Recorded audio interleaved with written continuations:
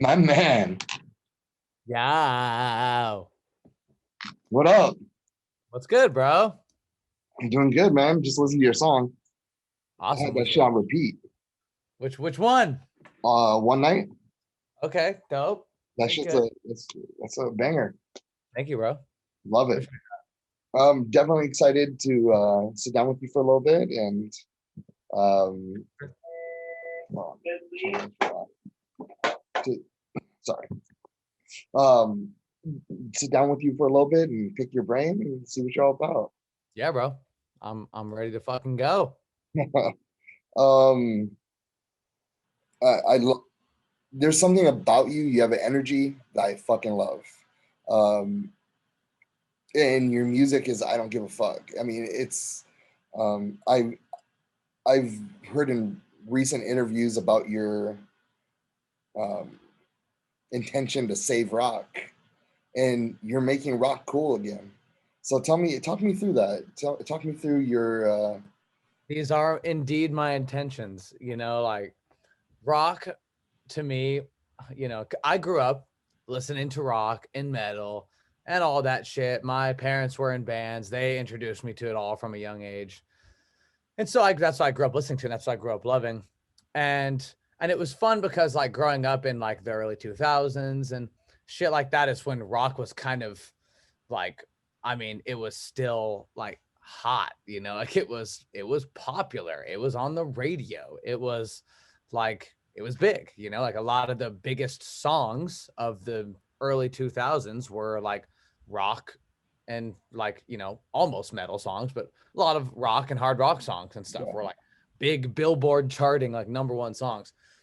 And then as the 2000s kind of went on, everything kind of went on, just like slowly started fading, from like the mainstream consciousness, you know what I mean? And like kind of started becoming like quote unquote irrelevant to most people, to young people especially, and rock throughout history has always been like young people music. You know what I mean? It's always been the fuck you, grandma, like I don't care. I'm going to listen to this like devil music and I don't care. And like, that's what it always used to be.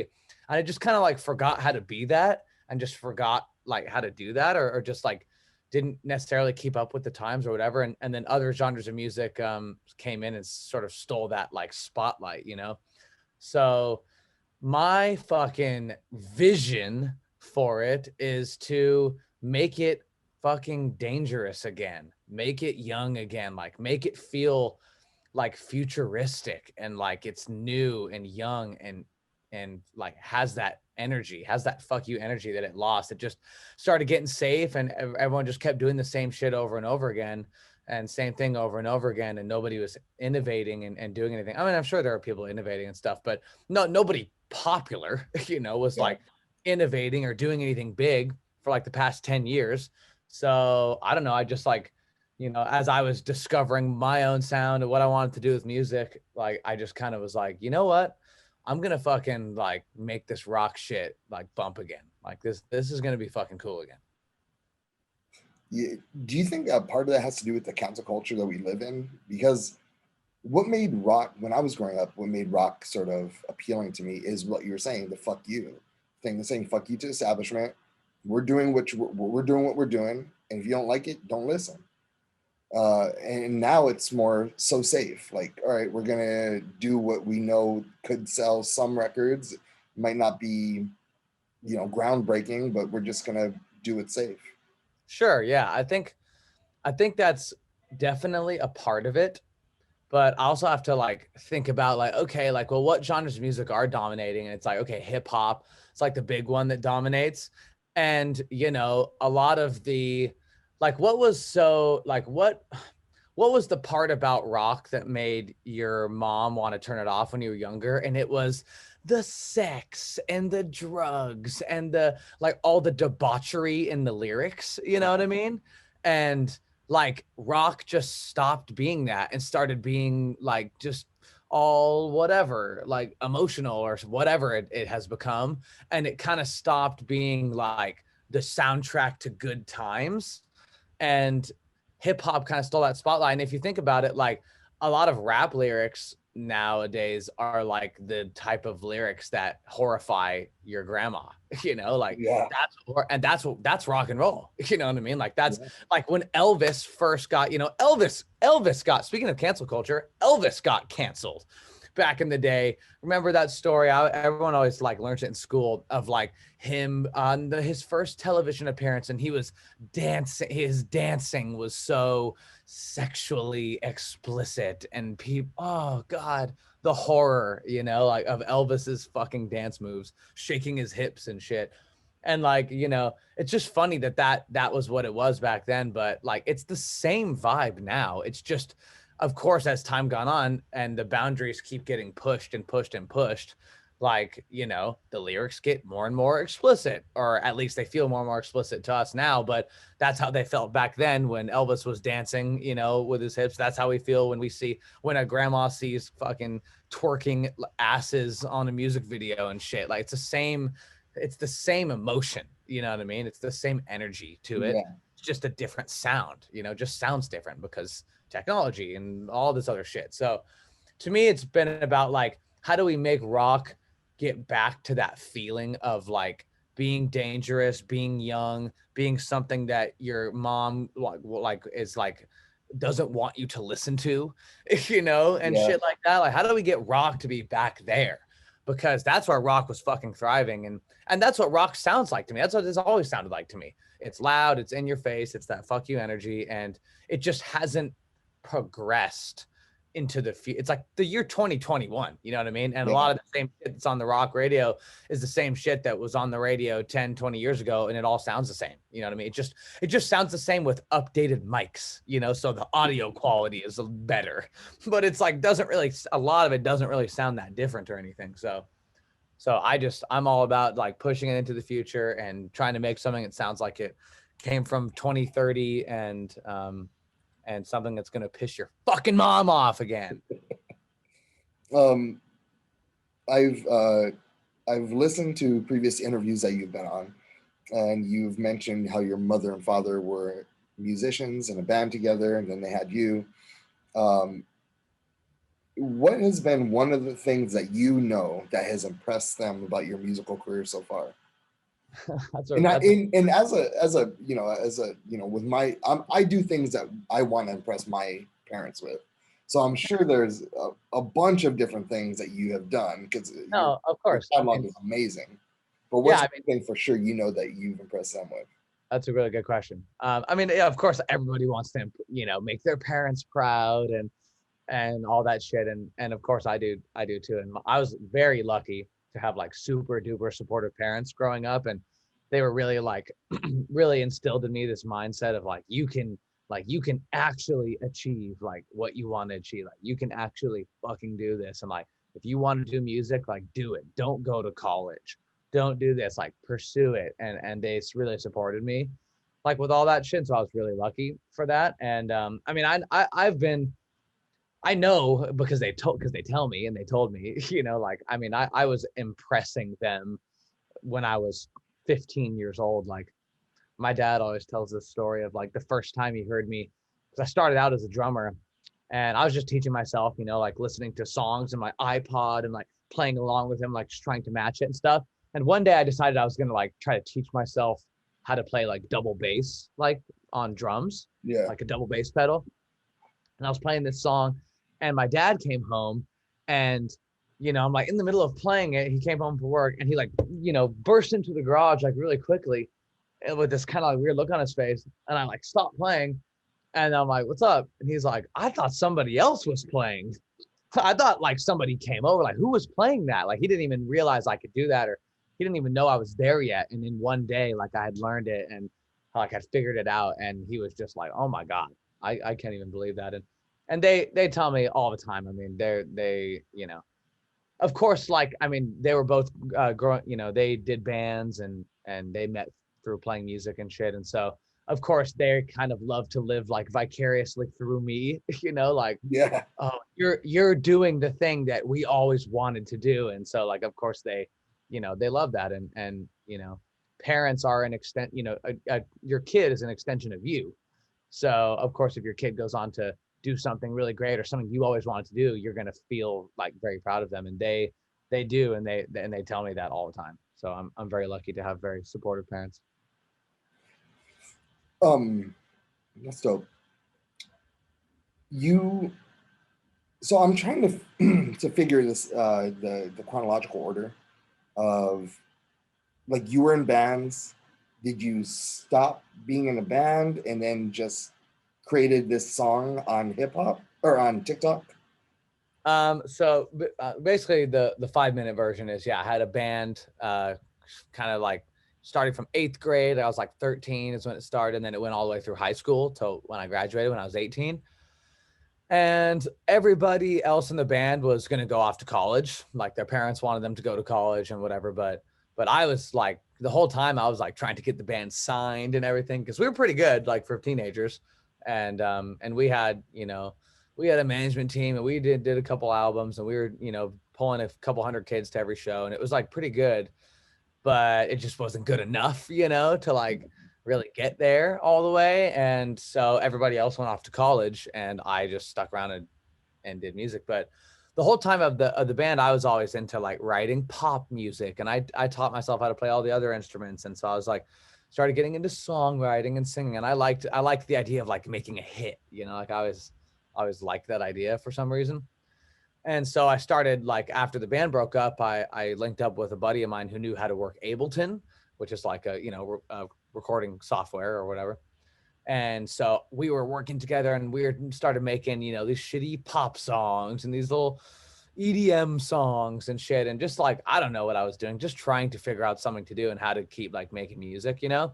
So I did that for a few years. And then eventually I decided to pick up the computer and like start teaching myself how to produce, because I knew how to play every instrument. I knew I had the type of skill set and talent level to, like, if I just learned how to use the computer, like I'd be really good at it. I just didn't know. I just knew it was going to take time to learn. Yeah. I kept putting it off, but eventually I picked it up and started doing that and fucking around with that. And then a few years into that is when I started on TikTok and I failed on TikTok for months, like just trying to get my music out there and whatever, like trying to do stuff and just also still like trying to figure out what exactly my sound was and how I was going to incorporate my background, but also make something that was new and exciting to me and fit more of like my modern taste. Cause I kind of stopped listening to metal and rock, and it just kind of eventually all came together. The Damn TikTok of my song Damn was the first one that went super viral. And That was the song all last summer, man. Like anytime you did almost any video on TikTok, it was narrated by. Yeah, well, it was. Well, it's funny because it's like it was actually just a beat. Like that beat was not a beat I made. Like I didn't make that beat. Like that was just a beat that was on TikTok. Like it was a viral beat on TikTok. And I thought, hey, like, I'm just going to put some vocals to this, like I'm just going to put some vocals to this and see how people react. And everyone's like, oh shit, like you got to drop this, bro. And it got like 6 million views right away. And it got me like 200,000 followers in like a day. And I was like, holy shit. Okay. Like, whoa, like this is happening, And then I started linking up with the dude that made the beat, Ricky Desktop. And then we dropped, the whole thing together. So it just kind of became like, so then it became a song, on its own as well on TikTok. But that beat had already been existing and like, it was already there, like kind of getting popular and shit, for a little while. And I just heard it and put my vocals onto it, which I've never done. I've always produced everything I do from scratch, so it was like different to do that, but it was a good launching point for me. And then I just never stopped. Like as soon as that TikTok went viral, I just kept going, kept posting more content, kept posting more song ideas, more, remixes and flips. And then the Papa Roach thing happened. We did that. And I just didn't stop. I just kept going and kept going and kept going on TikTok every day, like every other day, basically. I was like posting something new. Cause once I knew I had the momentum and like had the eyeballs, I was like, I gotta like capitalize and just keep going, keep going. So yeah, that's basically. I love your story, man. No. And then like, you and the Papa Roach happens. We were going to, I think I heard, am I off? Like I heard you guys on Sirius XM radio, maybe? Yeah. doing an interview or something? And I've done an interview on Sirius XM. I don't remember. I've done a lot of interviews with Jacoby from Papa Roach over the past few months, and I don't remember all of them, but it's quite possible that yes, you is heard One something. Night on Sirius right now? One Night is on Octane, yeah. Oh, it's on Papa, Octane. Okay, that's where I'm hearing it. Because yeah. so I get the package through, and I know I'm listening to this on in my car. When I heard it, I was like, how the fuck do I hear this from? So I'm looking at all the like I thought it was Alt Nation for a second. So I look up Alt Nation, it's not there. And then I just, I didn't look up Octane. That was the other. Gotcha. Yeah. No, Octane, the dudes at Octane, Jose at Octane and Cbabs and everybody over there, they've been super supportive of me and like super down for the cause and very like, which is not easy to do because their fan base is a lot of, a little more old school like taste, and like more like definitely band centric. And I get a good amount of haters like from the whole Octane crowd, people tweeting like, turn that, never play Jeris Johnson again, and like all this crazy shit. But it's good, dude. It's like we're getting a reaction. That's They that's know what needs you. to happen. Like this is how we need to push things forward. We have to shake the fucking box, and we have to get some people pissed off around here. You know what I mean? Like we have to fucking shake the box and change things up because I don't want to see my favorite genre music and the genre that I grew up loving and listening to so much just completely go extinct. You know what I mean? Like Yeah. I don't want to see rock go extinct. And so it really needs to just be elevated and pushed forward, and we need to embrace how people make music these days and embrace the sound of 2021 and beyond, and figure out how to fucking make that rock as fuck. I used to be like I used to train to be a professional wrestler. And it's silly, but um, it was like something I just loved, right? And Last Resort was my theme song when I came out. Yep. So There you go. I just wanted to tell Dude, you that. it's a huge, I mean, Last Resort's one of the only songs I remember the first time hearing it, which was at like a football jamboree game or whatever. And one of the dads like pulled up their truck and started playing Last Resort. And I was just like, whoa, it was like one of the first times I had heard music that was like that edgy and like had cussing in it. And I was 8, I was Yeah. 7 or 8, whatever. And we're all getting pumped up. And it was just so bad and so badass and like so cool. And like I just remember hearing that and just like falling in love with that like energy, that energy. Um and and rock just kind of lost that energy for over the past 10 years. So you have your single out right one night. The music video is dope. Like that was a great, awesome idea. Um, did you get people like flipping out about that in regards to because that's another shaking the box moment, Like COVID and shit. yeah, because of COVID. Yeah. Um, I've seen some comments. Yeah, I've seen some comments, but these are all my friends. These are people I'm hanging out with anyways, and it's time for the fucking world to get back to normal, quote unquote. Fuck Yeah. it. Like we're young. I'm having fun with my fucking friends.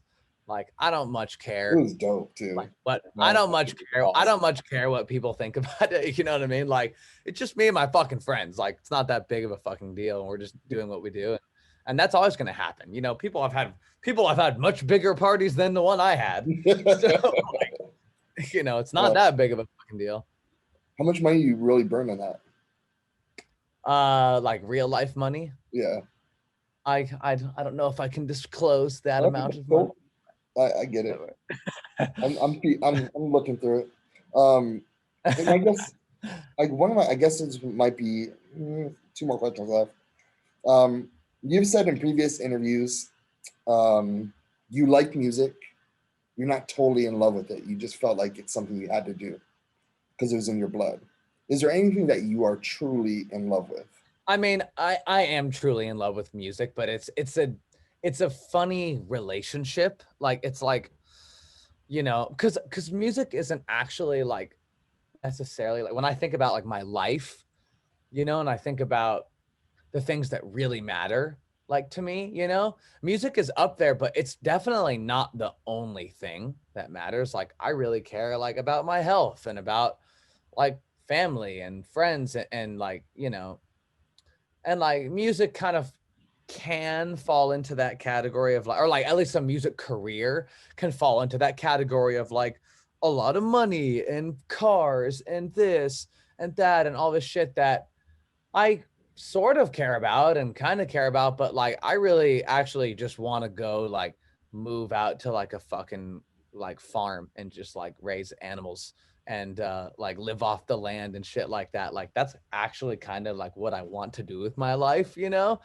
But this music thing has just always been in me, and it's like just feels like I was born to do it and I have to do it because it does feel like people always say like your gift or you have a gift or whatever, and like it genuinely does feel like a gift to me because I've never ever been bad at music. Like the first day I picked up the drums, I was good at it. Like it's never been hard for me. Music has always been a language that I've understood, and it's just something that I can do. It feels like a gift. It feels like something that's given to me, or it feels like a message that's being passed through me. Like I'll sit down, I'll be producing, I'll be making shit, and it'll feel like I'm in the passenger seat, you know, like while I'm making it. Like it will feel like I am like not even making the decisions or something. Like it's just happening to me, and I'm just like, and I'll listen back to it and be like, how did I make this? Like, how did this happen? So it's music is like my life purpose, you know, like it's literally my passion and I do love it. So don't get me wrong there. It's just not the only thing. It's like I care about other things in life too, a lot, you know, like, and so like music just happens to be one thing that's like, it does just feel like a gift that was given to me. And it feels like a mission that I have to accomplish as opposed to just like this thing that I really want to be a famous musician. Like, it's not really like that for me. It's more of like, I don't have a choice. Like I just have to do it. Um, and I guess my last question is: besides music, what are some um, interests that you have? You know, like real like interests. Like, is it movies? Is it you I know mean, I reading, mean, listening to other yeah, music?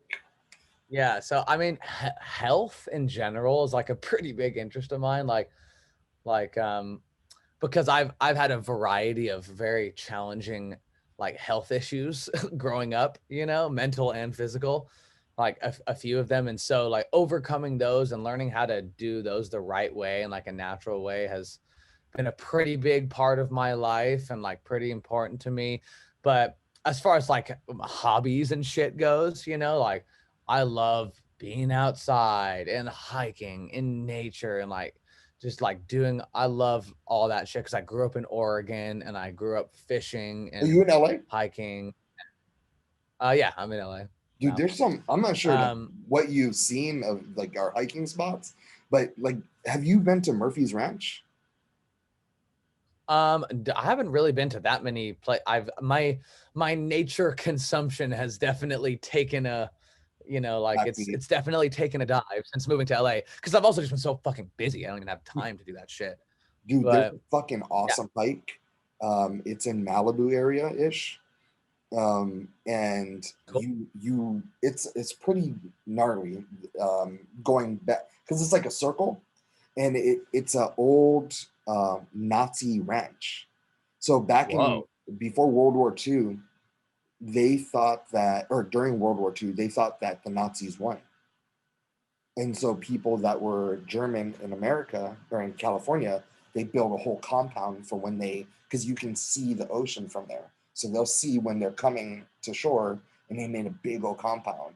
So it's pretty cool. It's a lot of urban exploration, but with hiking involved as well. Dude, that sounds dope. Murphy's Ranch. I'll check that out for sure. I also love video games and shit, dude. Admittedly, I'm a probably fucking video game addict. What is I your game right now? I mean, I play everything. You know, like right now I'm playing Resident Evil 8 because it just came out, but like I'll play every, you know, Call of Did it Duty and just come out yeah, right, yeah, Resident Evil today? 8. Yeah. No, like 3 or 4 days ago or something. Oh, Yeah. okay. And shit, I've been waiting for it to come out. I saw the trailer. I didn't know it was Yeah. so soon. So I'm gonna, R8's I'll get out. that today. Yep, fun as fuck. I play single player games, multiplayer games, everything. I need to start Twitch streaming, honestly, because I think I'd do well on there. But I love that too. But I like how good balance, you know, like if I have one day where I'm like, if I have one day where I'm like making a lot of music and playing a lot of video games, I'm just like on my electronics and shit. Like I'll always try to like make sure the next day I go like play basketball and get some sunshine, like go hiking or like just get outside, be away from like all the fucking electronics every day. And having like balance is really important to me, like to do, because that's what helps make my art better, you know. Like I'm not admittedly I'm not the type of artist that just is gonna thrive by like locking myself in the fucking studio for like a month straight and like making something. I need to like get away from the music like every other day type of thing, you know what I mean? Like I need a constant like balance of just like, okay, if I do a lot of fucking work, if I produce a whole fucking song, I'm on my computer all day, like tomorrow I need to like